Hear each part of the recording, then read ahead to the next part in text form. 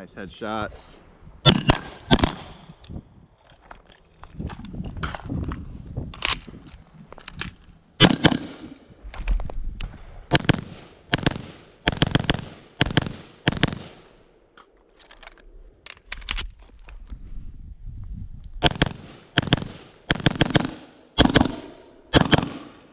Ladies and gentlemen, welcome. Today, I would like to cover the topic of, is the bad lever actually bad? I love the Power Glove. It's so bad. And I'm going to tell you no, because I have a lot of experience with the bad lever. The time on the bad lever that I have dates back to my Stag Model 8, which I sold, and I've since put them on a lot of rifles because I had a lot of good experiences with the bad lever, and I know how to follow directions, so I don't have any problems. I know some people don't know how to follow directions, and I hear lots of silly things about the bad lever.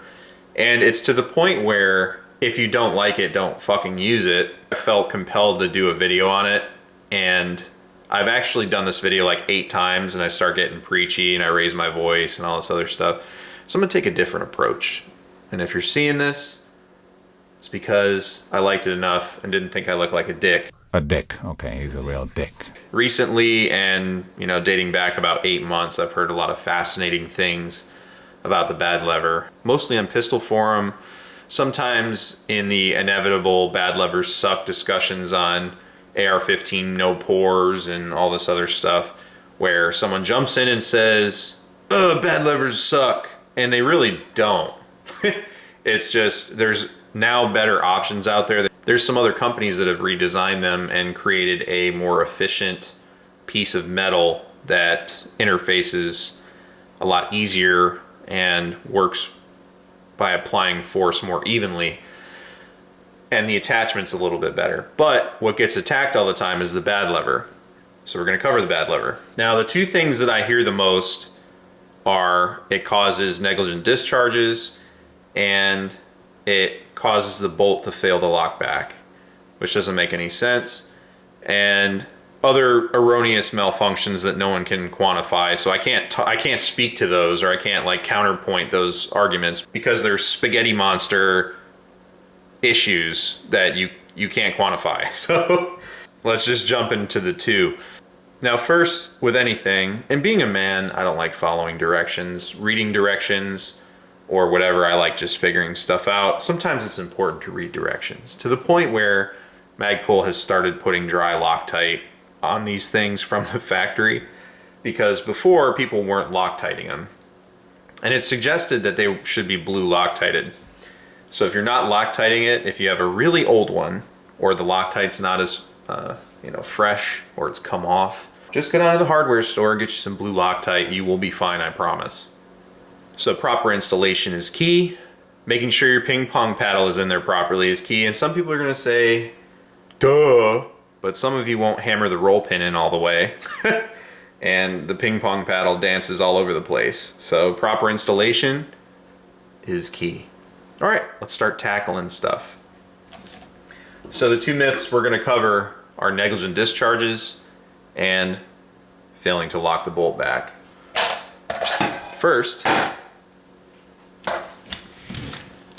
negligent discharges. I want to show everybody that there are 2 separate planes of movement between the bad lever and the trigger. So before we get started, we're going to take that off safe. The bad lever is intended to be used like this. Your trigger finger should be parking here. I know you know how to use this. So parking it here or parking it here is not uncommon to the amateur AR-15 user, let alone intermediate levels or professionals.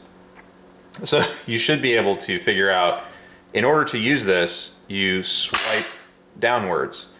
And even with my stubby little wop fingers, I managed to stay out of the trigger guard. Now, I know what some of you will say, you weren't on the pistol grip properly, that's why your gun didn't discharge. So I'm completely on the tang, okay? Wow.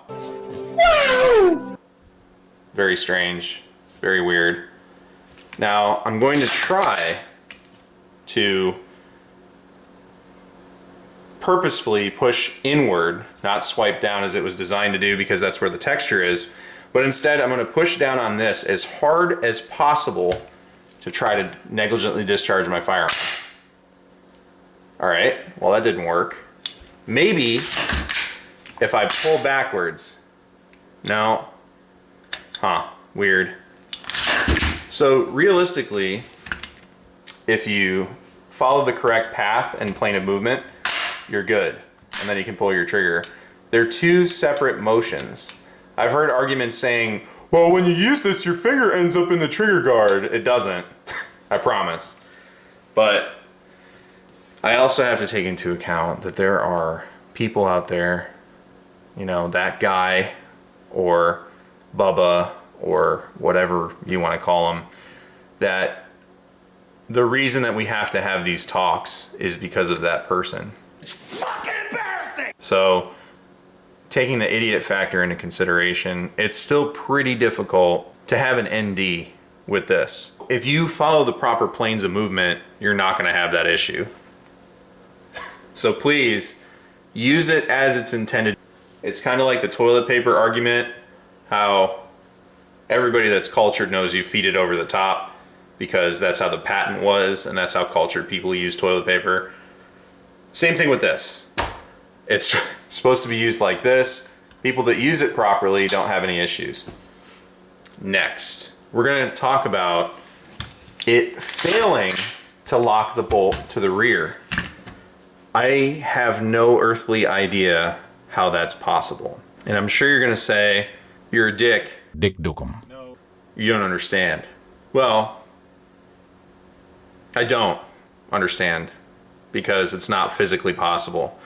When you're manipulating the trigger, unless you're firing it with your toe or you're jamming a mitten in there, your finger cannot possibly contact this during the course of fire.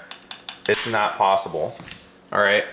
The diameter here around would be like jamming something in there that doesn't belong.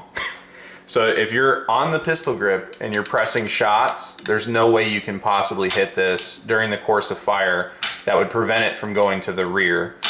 The only thing I could possibly see, which didn't happen in all honesty, is a left-handed shooter. This is a little closer, the bar here, but it's still not enough. I mean, even if you're firing with your knuckle, it's really hard to make contact with this. So when I asked the guy to quantify how this takes place, he just stopped talking. And there were other people like, hey, I'm also curious, how does that happen? Because it's not possible. And he just stopped talking in the thread, which to me says he's never seen it happen. Or there's that element of people that blame something else for something that they did, and they don't understand how it happened, so it must have been the bad lever. It's not possible. The only way it's possible is if you're shooting like this. All right, if you're doing a magazine well hold and your hand is on the ping pong paddle anyway, like this, then yes, it's possible. But unless you're shooting like that, it is completely out of the realm of possibility. So the 0.00001% of the time that you're gripping it like a mongrel and trying to shoot, maybe. But I've done magazine well holds when the gun gets really hot and still had zero issues with locking back. So I don't know what to tell you there. Especially with these short boys, they get kind of spicy as you shoot them more. So at the end of the day, if the bad lever's not for you, just say it's not for you. All right. Hey, I tried it, didn't work for me. Or, hey, I don't like it. Okay, that's fine. I accept it. Not everybody's into the same stuff. Gotcha. But if you just don't like it and you're going to talk shit about it, shut up. Euphoria, shut the fuck up. I know that was you. I ain't even got to look. No, nobody cares. There's plenty of people using it. It definitely speeds up reloads. It does exactly what it's designed to do.